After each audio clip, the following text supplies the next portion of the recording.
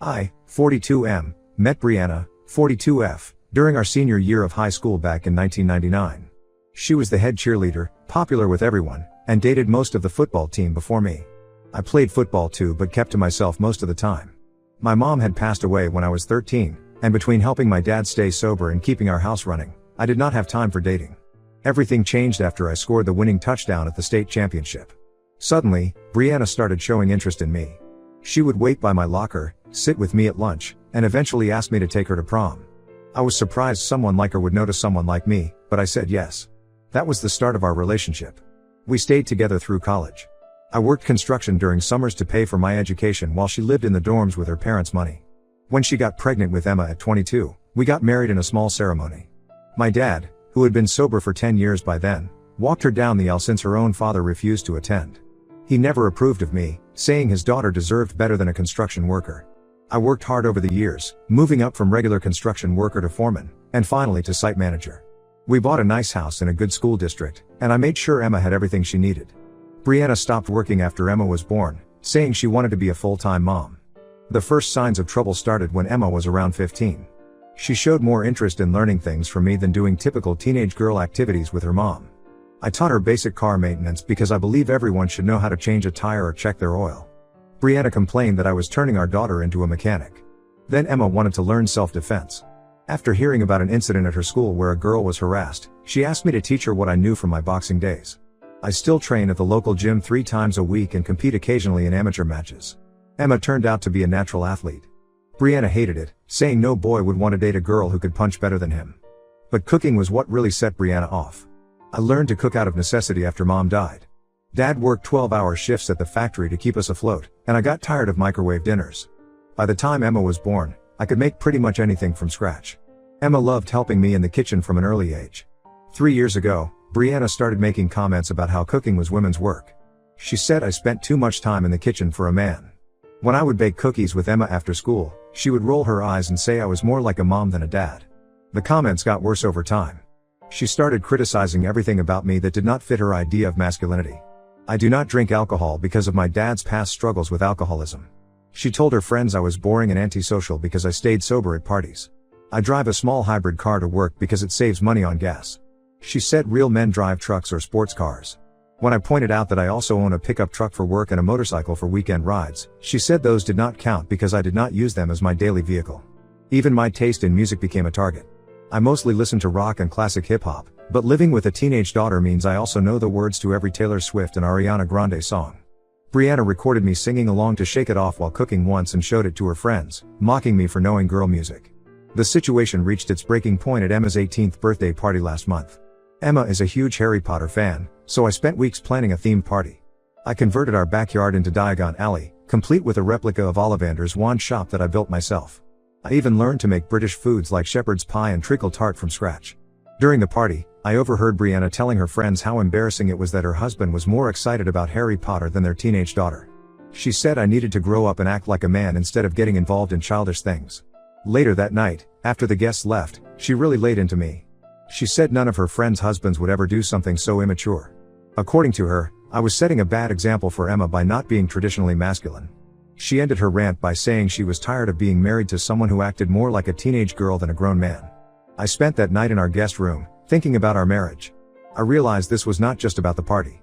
For years, Brianna had been trying to change fundamental parts of who I am. She wanted me to stop cooking, stop sharing interests with our daughter, stop being myself. The next morning, I packed some clothes and moved into a small apartment near my work site. Emma came to help me set up the basics. She told me she had noticed her mom's behavior getting worse and was proud of me for standing up for myself. Since I left, Brianna has been alternating between apologizing and attacking my masculinity. She texted saying a real man would come home and fix his marriage instead of running away. When I did not respond, she started calling my friends and family, telling them I was having a midlife crisis. I blocked her number after she sent a particularly nasty message about how no woman would ever want a man who bakes cookies and watches Harry Potter. Emma says her mom has been badmouthing me to anyone who will listen, claiming I abandoned my family. Part of me wonders if I made the right choice. Did I throw away a 24-year marriage over some comments? Should I have tried harder to change myself into the man she wanted me to be?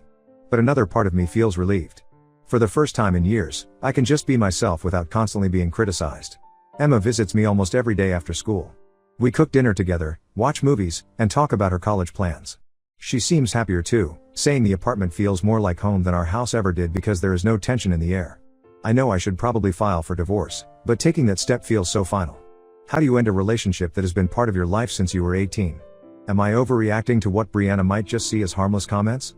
Any advice would be appreciated. Update 2. It has been a month since my last update, and the situation has gotten much worse. Just when I thought Brianna could not stoop any lower, she proved me wrong. Last week, she showed up at my construction site unannounced. I was in a meeting with clients when my assistant told me there was a disturbance at the front gate. I walked out to find Brianna screaming at our security guard, demanding to see me. When she spotted me, she started yelling about how I had ruined her life and turned Emma against her. She blamed me for Emma moving out and refusing to speak to her. According to her twisted logic, I had manipulated our daughter into taking my side. My coworkers watched in shock as she called me every name in the book and accused me of destroying our family. Security had to physically escort her off the property. She was still screaming as they led her to her car, telling everyone who could hear that I was a terrible husband and father. Several of my crew members came to check on me afterward. They have worked with me for years and know the kind of person I am, but it was still embarrassing to have my personal life exposed like that. I thought that was the end of it, but I was wrong. Later that day, Emma called me in tears. Apparently, after leaving my work site, Brianna went straight to Emma's school.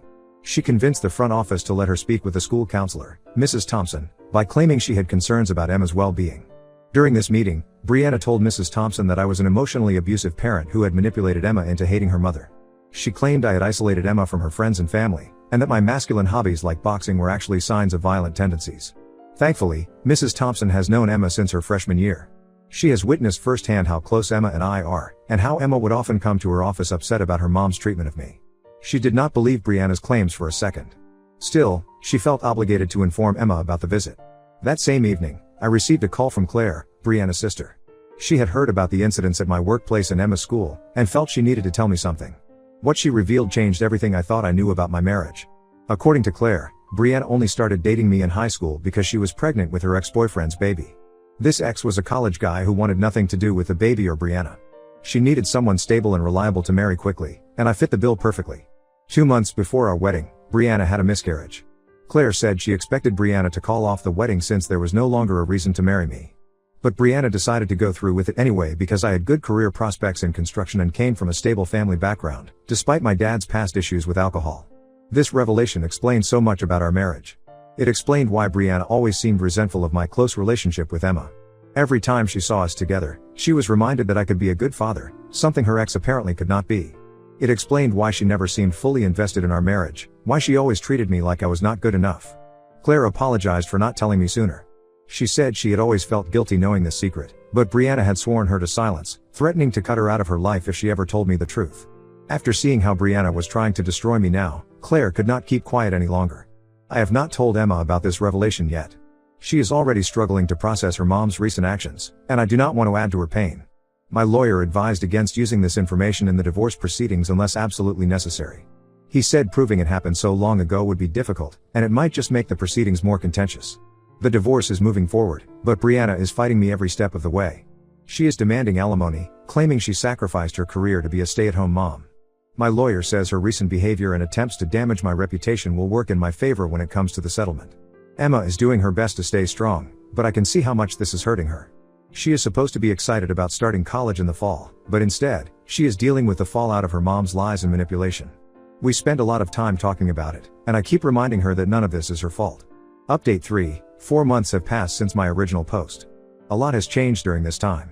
The divorce was finalized last week after months of legal battles. Brianna tried to claim emotional abuse in court, presenting screenshots of texts where I ignored her attempts to contact me after moving out. She also brought up how I turned Emma against her and embarrassed her in front of her friends by leaving. The judge did not buy any of it. My lawyer presented evidence of her lies about me at work and her attempt to manipulate Emma's school counselor. The defamation accusations about me and my coworker also worked against her. In the end, she got a much smaller settlement than she wanted.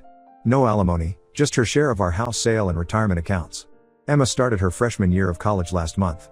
She chose a school 3 hours away, saying she needed space from all the drama.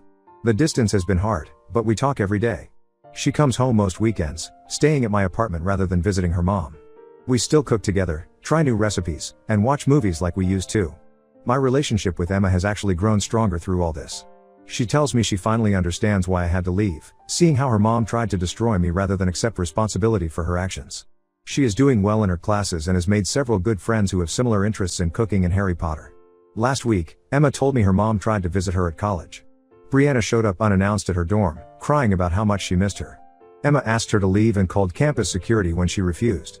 She said it was the hardest thing she ever had to do, but she could not forgive her mom for trying to ruin my life. I started dating recently, nothing serious just yet.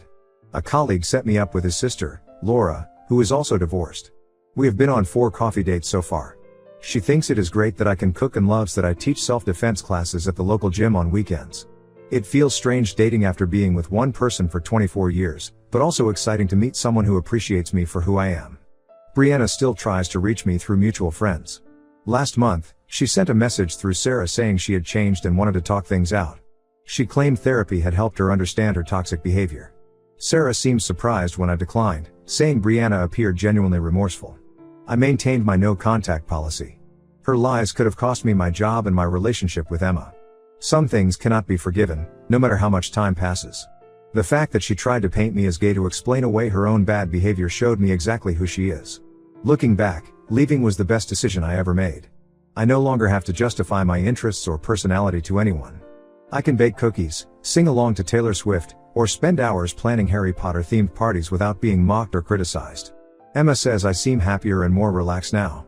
My dad, who just celebrated 30 years of sobriety, told me he was proud of how I handled everything.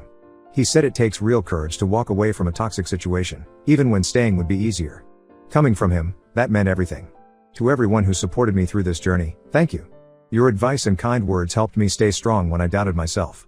For anyone in a similar situation, remember that leaving someone who makes you feel bad about yourself is not giving up. Sometimes it is the bravest thing you can do.